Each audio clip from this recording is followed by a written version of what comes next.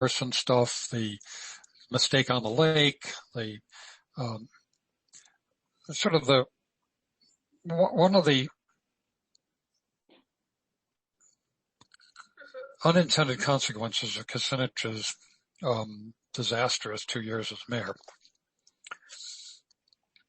was that he and Brock Weir's disastrous decision to not roll over the notes, to put the city into default, to punish the Kucinich administration for not selling the soon-to-be bankrupt Cleveland Electric Illuminating Company, Cleveland Public, the Municipal Light Company. I mean, Dennis made the right decision, but the consequences, thanks to the business community, were terrible and long-lasting. Cleveland went into default. Cleveland became a disaster. The Cleveland Trust, Brock Weir's bank, changed its name to Ameritrust because Cleveland had a very bad name. The bond, as I understand, the bond ratings for Cuyahoga County dropped. The Cleveland Clinic couldn't recruit. Basically everybody was embarrassed. The business community, the political community.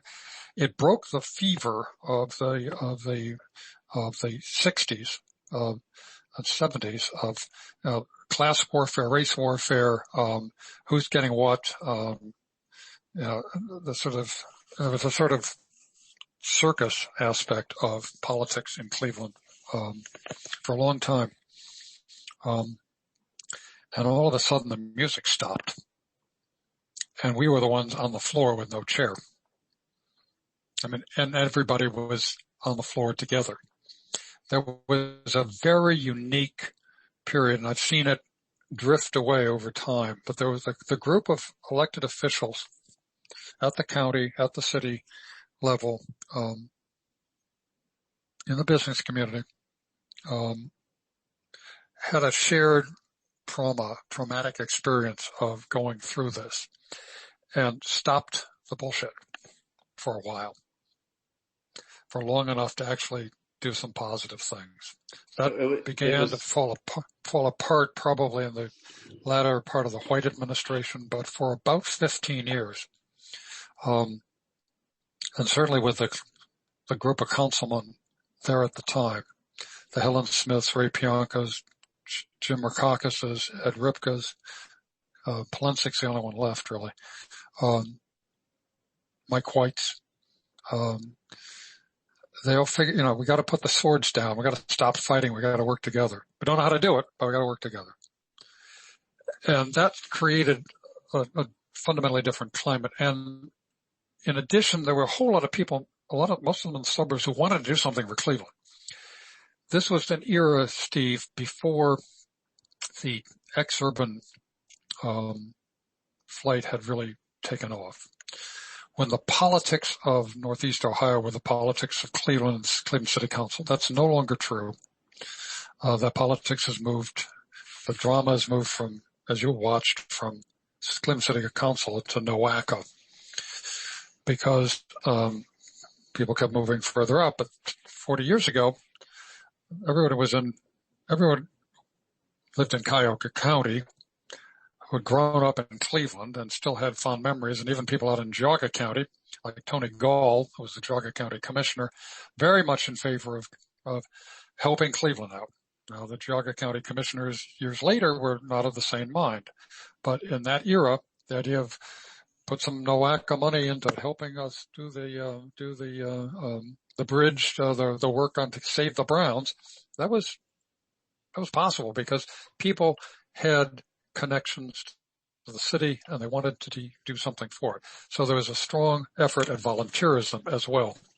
So Mayor Winovich capitalized on something called Operation Move, the Operations Improvement Task Force, and other efforts that brought some of this energy. How can we help you can help the planning department do this. You can help the CD department. You can help the motor vehicle pool run better. If you're running Ohio Bell's motor vehicle pool, come and work with our guys for a month, 2 months, and help us sort it out. We need your help. That was a system of loaned executives. Loaned executives were a key part of that. So it just wasn't the guys that sitting around the table at the Union Club. It worked its way down. And you get a lot of cross-tabbing. You had some unique personalities like Ruth Miller, who had been the CD director under Ralph Perk and sort of understood the challenges the bureaucrats are dealing with, and so could sort of temper some of the enthusiasm. That hadn't happened. After the riots, I am told that there are only a few business people, after the Huff riots and Glenville riots, there are only a few business people like Dick Tullis who ventured into the city to help out. But after default, which was really a very broadly felt crisis. It was the shock that focused everyone's mind. Exactly. It's like, excuse me, stop this. We've got to, if we don't pull together, and the other thing we learned, Steve, is that nobody cares. If you want to wallow in failure, and fight each other tooth and nail, that's fine. That's great soap opera. Nobody cares. That's also, in the context of Ford to New York City drop dead, that the federal government was no longer going to come and solve the urban crisis. You better figure this out for yourself.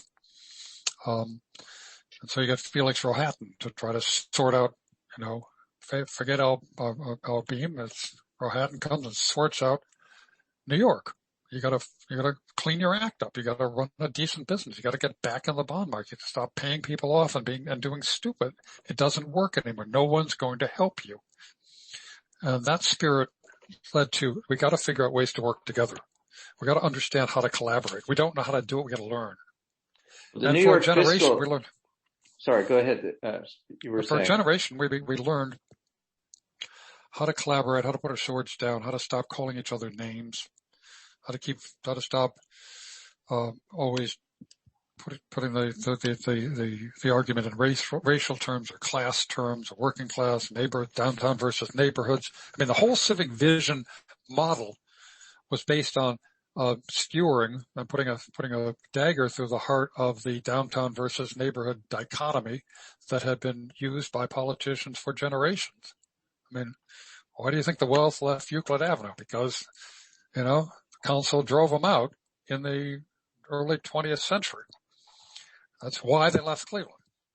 Because, the council said, they're not part of us. That's the old tax John Rockefeller stuff.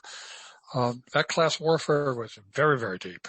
And the animosity was very, very deep. On both sides.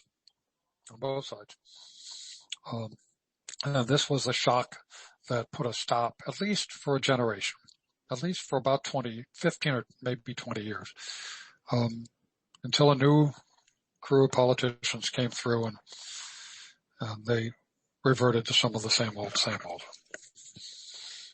The fiscal crisis in New York City, was that something that people in Cleveland were talking about at the time? I'm a political junkie. I think about it, but I don't think that was there. But I think it was very clear under. That was the Ford administration doing that, and Carter softened that and started cutting back on funds. The Huff development, which had its funding from the Office of Economic Opportunity, then became the Community Services Administration. We were told in about 78, money's drying up. Right. And then when David Stockman came in and sort of finished the job that Nixon started with the HUD moratorium, there was no more money. Yeah. So, it wasn't so much New York, but the general drift was from the Ford administration forward, and actually going back to Nixon, we're not subsidizing cities anymore. Right. The politics have been shifting to the suburbs. We're not doing this. Well, everything is shifting to the suburbs, or beginning to shift at this point, as you mentioned, because of suburbanization and the impact of the interstate highway system, right, which people didn't really understand at that time, did they? No, not really.